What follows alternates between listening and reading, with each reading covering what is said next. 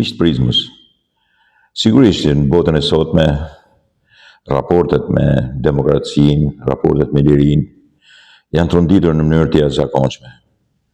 Në të vërtetë kishte disa dekada që nga një majt e cila po teproi në goditje të manovrës tyre fantastike, të jashtëzakonshme, shpeshherë për keq, jashtëzakonisht keq, në globalizëm mendimesh edhe njëkohësisht interpretim faktesh anti-familjes, anti-religionit, si them tash, edhe vendit.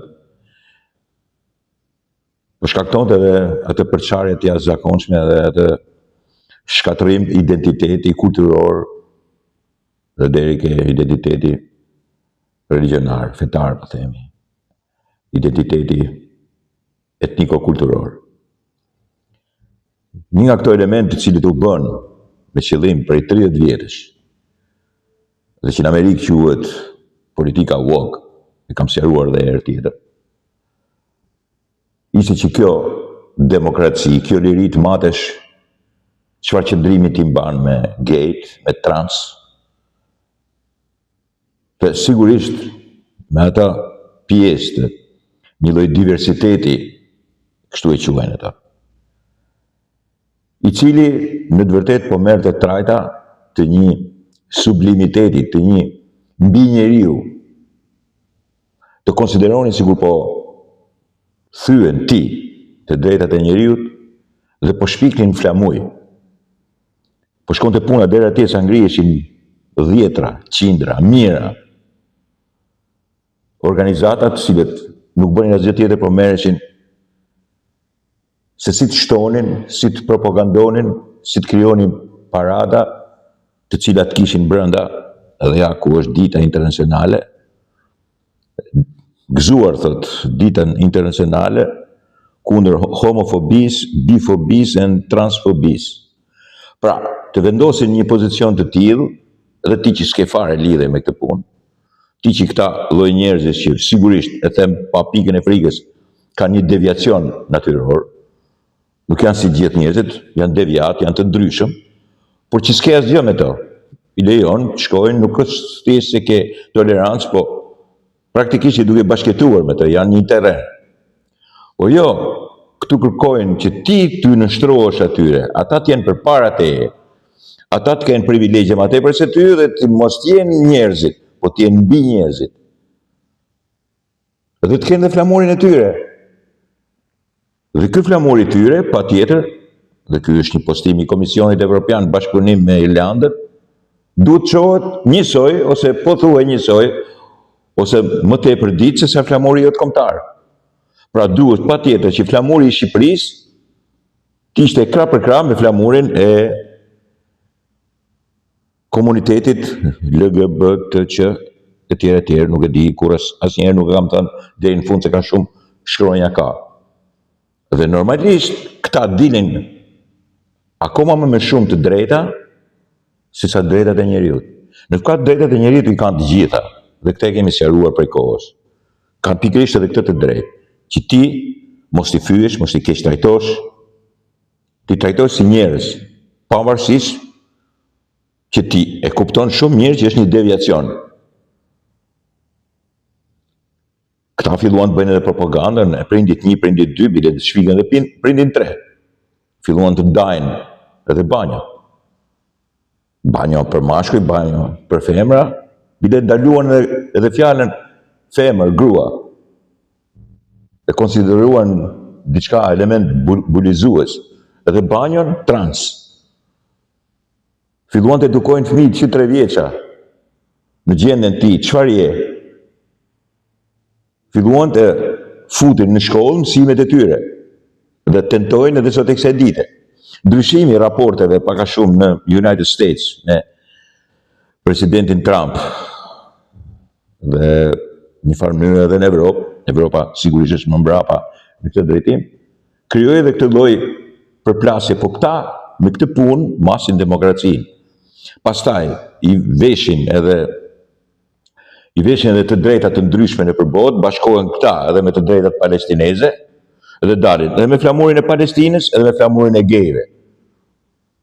kërkojnë me zor dhe pastaj akuzojnë bie fjala Orbanin që e ka ndaluar ose në një vend tjetër e cili heziton që këtyre të bëj parada me qindra mijëra njerëz që sigurisht dalin aty, vishen, nuk e di, mashkujt si femra, femrat si mashkujt edhe lakurisohen edhe nuk e di, bëjnë parada të tilla.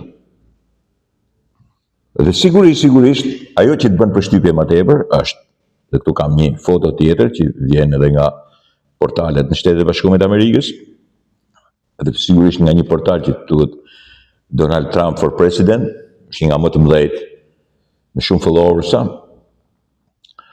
ku shifen ambasada daneze në Washington DC, që çon në pikërisht Washington DC flamurin e komunitetit LGBT që nuk e di, plus transe, tjerë.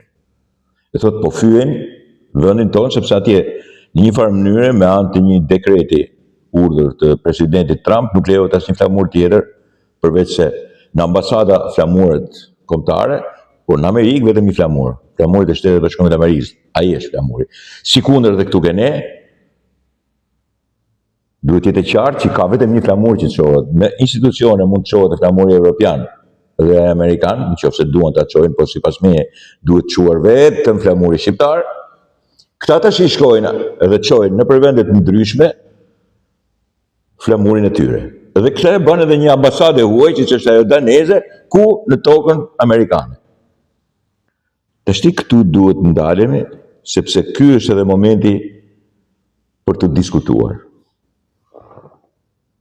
Ora, kush janë këta? Që duhet patjetër flamuri jonë shqiptar të jetë i barabartë, i një koshëm, me një rëndësi me flamurin e komunitetit trans, gay, homo, nuk e di, lesbik, nuk e di se çfarë të tjera shkanë. Nuk di t'i them, nuk di t'i shpjegoj. Por ai flamuri ashtu me ylberin, me shumë ngjyra përcakton pikërisht këto. Unë nuk dua të bëj një politikë kundër atyre. Për mua, ata janë me të drejtat e njeriut si të gjithë ne të tjerë. Dhe për mua, askërkush atyre nuk duhet i bjerë në qafë, nuk duhet i keq trajtoj, nuk duhet t'i fyej, nuk duhet t'i bulizoj për atë natyrë njerëzore që prezantojnë. Sigurisht këtu të jemi të sigurt edhe të qartë. Askërkush sot një njeri nuk duhet ta keq trajtojë se është njeri. Problemi nuk qëndron këtu, problemi qëndron se po matet demokracia me të drejtat e tyre të cilat sigurisht duhet ka përcejnë të drejtat tona. Këtu tash si për mua dhe si për shumë të tjera, stop. Flamuri i tyre nuk mund të çohet më lart, më shpesh edhe në një vend me flamurin shqiptar. Ai nuk duhet të çohet fare. Ai nuk është një flamur as i aprovuar, është flamur thjesht i një shoqate i cili nuk përbën as një lloj të dhëne dhe as një lloj nderimi të imponuar në shekuj, në vite, siç është flamuri kombëtar. Ai nuk mund të jetë kaq i rëndësishëm sa të shkojë e të vendoset përballë, të organizojë mijëra njerëz e të bëjë karshëllëk flamurit kombëtar dhe flamurit shtetit njëkohësisht. Një kjo. E dyta, nuk mund të vendoset momenti i tyre i barabartë dhe mbi momentit njerëzor. Nuk mundet që të futesh në punë me prioritetin se jam gay. Nuk mundesh të marrësh të drejtë studimi me prioritetin se jam gay. Nuk mundesh të marrësh shtëpi me prioritetin se jam gay. Nuk mundesh, sepse nuk pranon që je njëri si gjithë tjerët. Të punon këmba dhe dora njëkohësisht, po, do ta kisha mbi trajtuar një që është, nuk e di, antikapat, ka një smundje, patjetër. Por në qoftë se je njëri dhe je me drejtat e njeriut, flasim shkodranqe, bëni re, njëri, thonë Shkodër. Atëherë ke këto të drejta. Sepse për ndryshe, po hyn ke drejtat e mia, po më sulmon mua. Kur çon flamurin tënd, bashkë me flamurin shqiptar, duke sulmuar të drejtën time të flamurit. I duke sulmuar atë gjakun që është derdhur për të çuar të flamurit. Ne në breza, në shekuj, nuk kemi derdhur gjak për të çuar dhe një flamur tjetër, flamurin devijat të këtij komuniteti. Tashi, këtu edhe sikur të më quajnë bulizues, ju përgjigje me kujt i plas kjo punë, se quhen tillë. Historia është histori. Nuk matet dot niveli i demokracisë me marrëzira të tilla. Kaq. Unë nuk dua në asnjë mënyrë të keq kuptohem si njeri i cili në predispozitën e një opinioni të tillë do të bulizojë dhe do të nështrojë njerëz të atill, të atij komuniteti. Absolutisht jo, po e përsëris për të tretën herë. Ata janë njerëz dhe janë të barabartë me gjithë të tjerët. Ata nuk mund të jenë jo të barabartë, jenë mbi të tjerët sepse kanë atë flamur.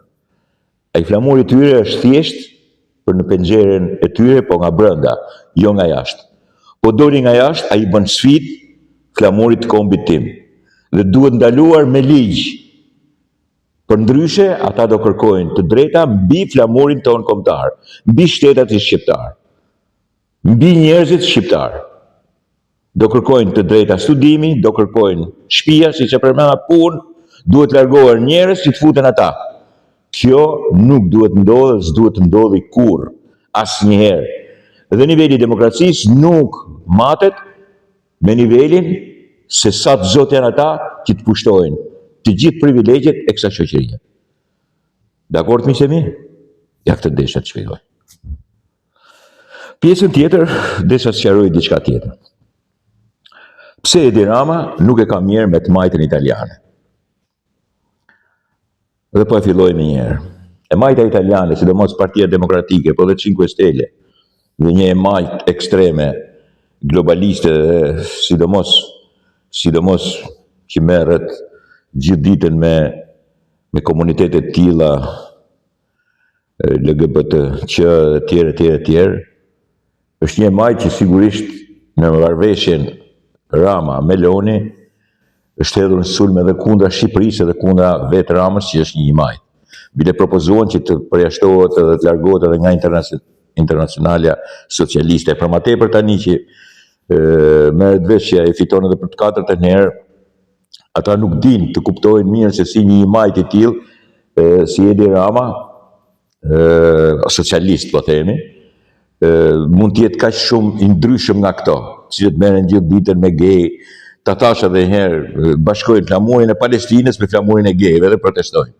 Sigurisht aty është duke u derdhur gjak, është duke u bërë gjenocid, dhe për këtë sigurisht unë maj qëndrim ashpërsisht të rrep, kur vriten njerëz edhe kur pavarësisht të një sulmi barbar që e provokoi këtë gjë dhe gjendjen që është sigurisht në dinjën e mesme. Po nuk dua të hyj kësaj historie sepse është histori gjaku, histori e dhimbshme në mënyrë tragjike. Por ta përdorësh këtë është akoma edhe më tragjike. Gjithsesi, të majtët Rexhi edhe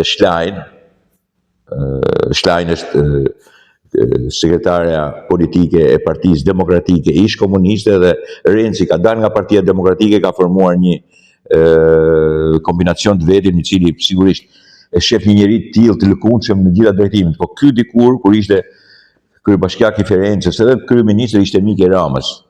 Sot është jo armik, po është një njeri që është një inatosur me Ramën, që sigurisht ai ka kujtuar se Rama është një majt par excellence si puna e tyre. Ata nuk e dinë që Rama del nga një parti komuniste shqiptare, që është nacionaliste, dhe sigurisht është edhe me tradita të tilla. Në të vërtetë, ajo që ka më tepër rëndësi është se ata janë inatosur pikërisht për këtë punë, sepse nuk e dinë se kush është realisht një individ i tillë, edhe që fiton, por njëkohësisht që është një majt edhe nuk është si ato, dhe që bën marrëveshje me një të djathtë që është Meloni. Edhe nuk e kuptojnë që këtu ke ne, ajo e majt është nacionaliste, është patriotike, nuk mund të tolerojë dhe nuk mund të shkojë deri në këto deviacione që kanë shkuar në përgjithësi, duke lëshuar Italinë në dorë të një, si të them tash, një dorë të një emigracioni i cili pastaj jo vetëm që bën ligjin, por ka shkatruar në themel edhe kulturalisht edhe në mënyrë urbane, pothuaj gjithë Italinë. Këta ata nuk e kuptojnë. Edhe e çojnë gjithë historinë e këndvështrimit për Shqipërinë pikërisht ke dy kampet, cilat janë pro force për ata që duhet futen për të thënë që shikoj, ju nuk do mbrini në Itali, po të shkoni pothuaj të gjithë në Shqipëri. Dhe për Shqipërisë mëse ne do të çojmë vendet e tyre.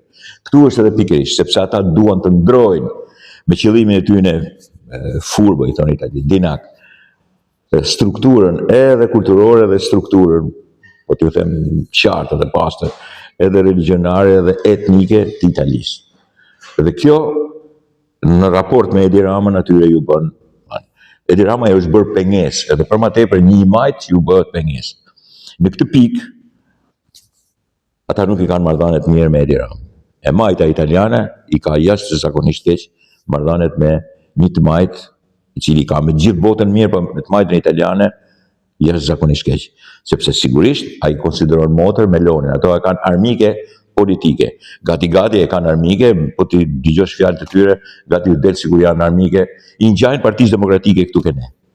Pavarësisht të ndryshimeve thelbësore që kanë në nacionalitetin dhe irracionalitetin e tyre tipik italian, edhe jo kaq shumë shqiptar.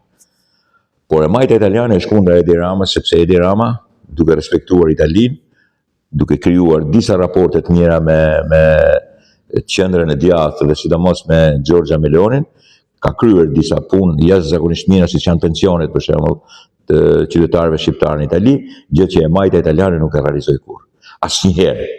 Asnjëherë, kurrën e kurrës. Dhe e fundit që desha t'ju thosha, pavarësisht se kanë pas një kryeministër i cili është pronesh, Italia në të kohën e administrimit majtës italiane, goditi 4 e radhës, ishin ata në pushtet. Ishte Prodi. Me anë një manovre keqdashse dhe çoi në fund detit 84 shqiptarë. Këtë tash dua t'ja përmend sepse të tillë janë. Në këtë rast nuk ka faj asnjë lloj faji Edi Rama. Të majtës italiane, e cila sigurisht çon flamurin e LGBT-qëve njësoj si flamurin Italisë, askërkush nuk duhet i ketë besim, sidomos këtej nga ne. Ne nuk mund të shkojmë deri në këtë pikë sa të pranojmë marrëzinë e tyre kulturore të shkatrimit, jo vetëm kulturor të vendit tonë, por edhe njëkohësisht edhe të identitetit si evropian, ashtu edhe në rastin e Italisë italian, në rastin tonë shqiptar.